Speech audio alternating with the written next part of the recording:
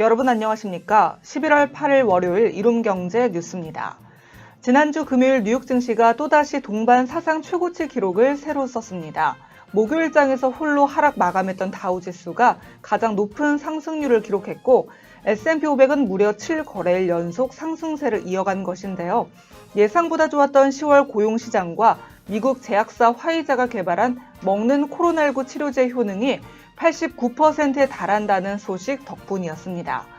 이번 주 뉴욕 증시는 인플레이션 지표를 주시하는 가운데 신고가 행진을 이어갈 가능성이 큰데요. 이 시각 헤드라인 뉴스입니다. 지난주 뉴욕 증시 3대 지수 사상 최고치로 한 주를 마감했습니다.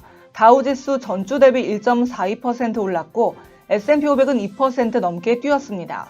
나스닥은 전주 대비 3% 넘게 상승했습니다.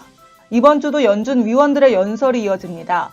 시장은 위원들의 발언을 주목하며 인플레이션에 대한 시각을 가늠할 전망입니다. 조 바이든 대통령이 제시한 1조 2천억 달러의 인프라 지출안은 양 의회를 모두 통과했습니다.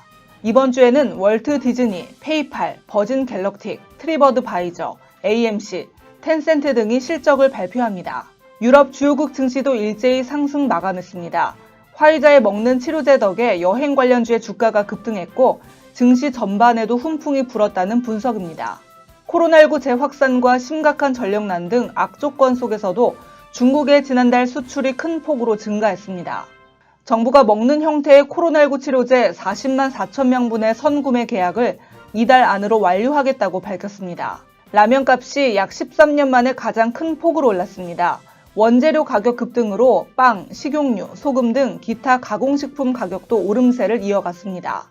뉴욕 증시가 연이에 사상 최고치를 기록하는 가운데 코스피는 박스권에 갇힌 3천선 공방을 이어가고 있습니다. 이런 가운데 그동안 국내 증시를 떠받들던 개인 투자자들의 이탈도 가속화되고 있는데요. 이 시각 국내 증시 알아봅니다. 미 증시와의 디커플링 현상이 지속되면서 오늘 코스피는 하락하면서 출발했습니다. 1% 가까이 떨어지면서 전 거래일 약세 흐름을 이어가고 있고요. 코스닥은 역시 내림세로 외국인과 기관의 팔자에 990선이 위태롭게 움직이고 있습니다. 이 시각 현재 코스피는 전 거래일보다 33.18포인트 떨어진 2936.09포인트, 코스닥은 10.77포인트 하락한 990.58포인트에 움직이고 있습니다. 투자 주체별 매매 동향을 보면 코스피에서는 개인 홀로 매수에 나서고 있습니다. 지난 주말 뉴욕 증시 10월 비농업품은 예상치를 뛰어넘으면서 일제히 상승했고 3대 지수 모두 사상 최고치를 경신했습니다.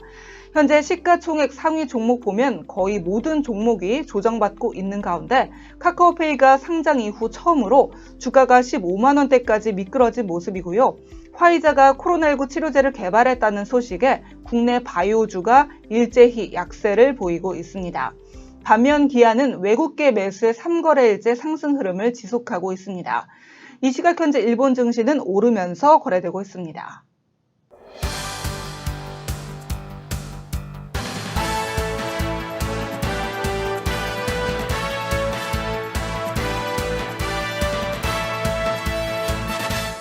오늘은 알면 알수록 돈 버는 투자, 관심 가져볼 만한 이슈인데요. 전 거래일 특징주인 게임주, 반도체, 출산, 장려, 물류 관련주에 대해서 알아봅니다. 게임주는 개별 모멘텀에 힘입어 강세를 이어갔습니다. 카카오 게임즈가 실적 모멘텀을 이어간 가운데 펄어비스는 메타버스 엔터테인먼트 기업 하이퍼리얼에 300만 달러를 투자한다는 소식이 호재로 작용했습니다. 한편 리니지 W 출시를 하락했던 NC소프트 하루 만에 반등에 성공했습니다. 전 거래일 뉴욕 증시에서 필라델피아 반도체 지수가 3.50% 급등했습니다. 대만 시장 조사기관 트렌드포스에 따르면 내년 전 세계 디램 시장의 전체 매출 규모가 915억 4,400만 달러로 올해 매출 예상치보다 0.3% 증가할 것으로 알려졌는데 하반기부터는 다운 사이클을 조기에 끝내고 가격이 반등할 것이라는 분석이 나왔습니다. 유아 관련 산업 확대 기대감에 출산 장려 정책 관련주가 상승했습니다. 중국 정부는 지난 5월 3자녀 출산 정책이라는 사실상의 산하 제한 폐지라는 특단의 정책을 발표했는데요. 이후 산후조리 서비스뿐만 아니라 의료기기, 산후조리, 유아용품 산업에도 영향을 미쳐 시장 확대라는 긍정적인 효과를 일으킬 것으로 전망되고 있습니다. 중국발 요소수 품귀 현상이 지속되면서 화물 운송, 택배 배송 지연 등 물류 대란에 대한 우려가 커지고 있습니다.